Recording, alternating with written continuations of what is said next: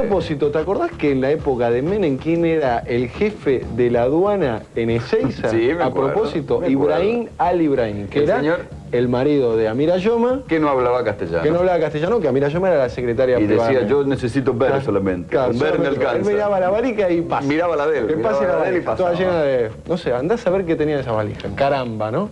Bueno. En el próximo bloque agradecemos que estamos fuera del horario de protección al menor porque vamos a ver escenas altamente revulsivas y espeluznantes como la que viene.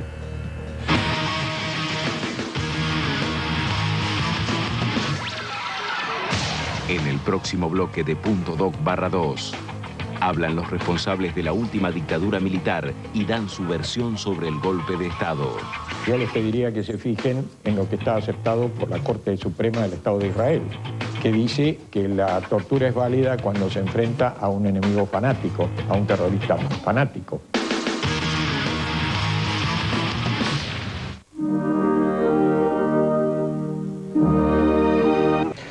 Siguen ardiendo los teléfonos por nuestro informe de las inmobiliarias. Marisa de Villa Crespo cuenta, mejor dicho, que con su marido le hicieron juicio a una inmobiliaria que les cobró más del 1,5% y lo perdieron. El argumento que dio el juez fue que el monto era menor de 5.000 pesos. Es un argumento curioso, pero se sabe que de los jueces se puede esperar cualquier cosa. Más denuncias pueden hacerlas a nuestra línea 4780-5764 o también en nuestra web .doc.com.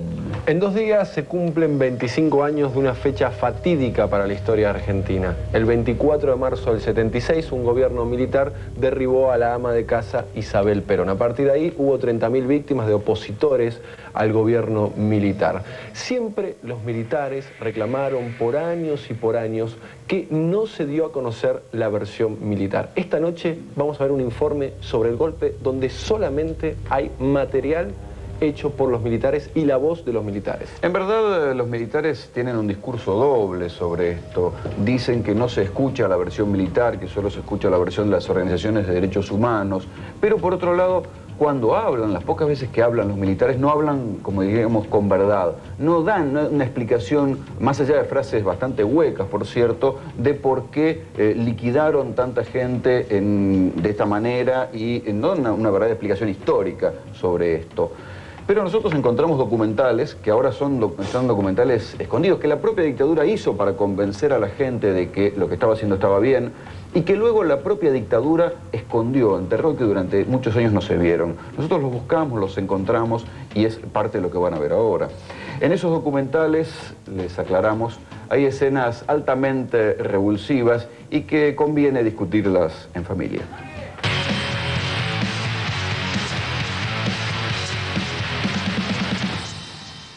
Comunicado número 1 de la Junta Militar. Quisiera demostrar sobre estas tierras cuánto es capaz el ejército argentino cuando lucha por la libertad. ¿Cuántas madres se hubieran preocupado por sus hijos? No estarían lamentando la desaparición de sus hijos. No está ni muerto ni vivo, está desaparecido. ¿Por qué cree que hoy que la versión militar de lo que pasó en esos años no se escucha? Los militares hemos sido siempre muy reservados con respecto a nuestros problemas y a la prensa. Nos ha ganado en mano la subversión que se apoderaron de los medios de difusión.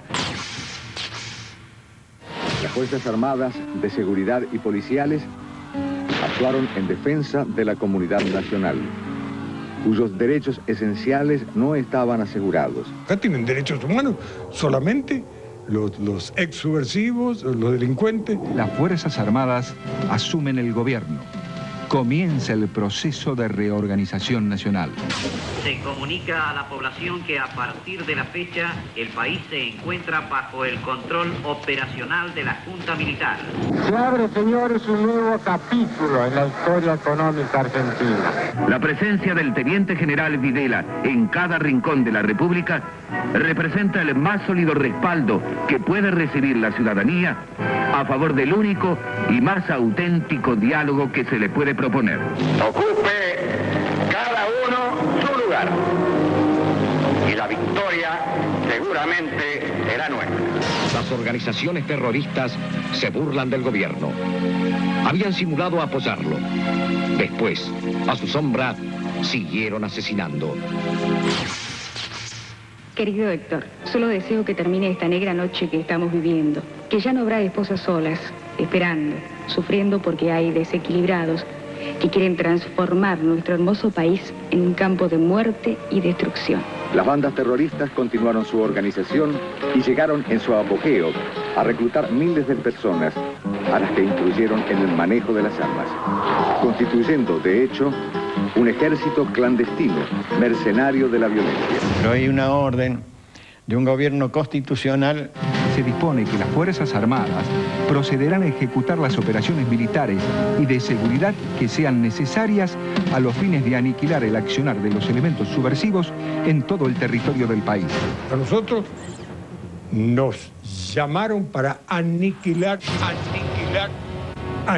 la subversión, y la subversión como tal, la subversión militar, fue aniquilada.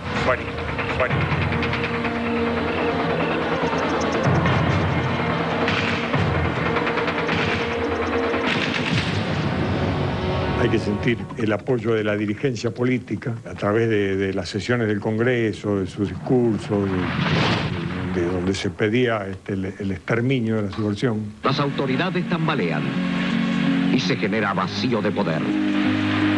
Las Fuerzas Armadas adoptan severas medidas para evitar males mayores a la República. La derrota militar del agresor pudo apreciarse alrededor de 1978. Y hablamos de derrota militar, porque la subversión políticamente no fue derrotada. Recordamos ahora otras palabras fundamentales del comandante en jefe de la Armada. Juntos vamos a rogarle al Dios del amor, al Señor de los ejércitos, que inunde de buena voluntad el corazón de los confundidos, para que recuerden que a los hombres de buena voluntad y solo a ellos les ha sido prometida la paz. El ejército argentino, apoyado por lo mejor de su pueblo, combatió y venció como siempre lo hizo, a través de su historia, a un enemigo extraño, cruel, implacable. El lugar y la fecha se repiten, como si la voluntad de Dios quisiera demostrar sobre estas tierras de cuánto es capaz el ejército argentino cuando lucha por la libertad, la paz y la justicia para su pueblo. Se cometieron errores que, como sucede en todo conflicto bélico, pudieron traspasar a veces los límites del respeto a los derechos humanos fundamentales y que quedan sujetos al juicio de Dios en cada conciencia y a la comprensión de los hombres. El que lo haya hecho ha procedido correctísimamente mal. Una sola inquietud movió al teniente general Videla a desplazarse a todo lo ancho y lo largo del país. Establecer un diálogo franco, amplio y fecundo con todos los sectores de la vida argentina. Yo les pediría que se fijen en lo que está aceptado por la Corte Suprema del Estado de Israel, que dice que la tortura es válida cuando se enfrenta a un enemigo fanático, a un terrorista fanático.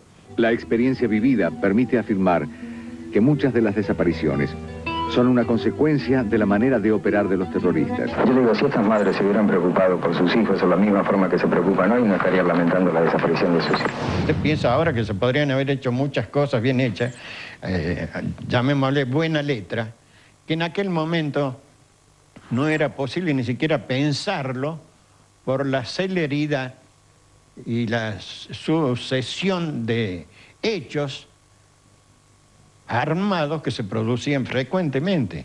En una guerra de características tan peculiares como la vivida, donde el enemigo no usaba uniforme y sus documentos de identificación eran apócrifos, el número de muertos no identificados se incrementa significativamente. Es un incógnito, es un desaparecido. No tiene entidad, no está. Ni muerto ni vivo, está desaparecido. Los cadáveres no fueron reclamados y ante la imposibilidad de identificarlos, fueron sepultados legalmente como NN. ¿Se hicieron objeciones respecto de la lucha antisubversiva? No. Los dirigentes, si no sabían, es porque no querían saber. Era más cómodo no saber.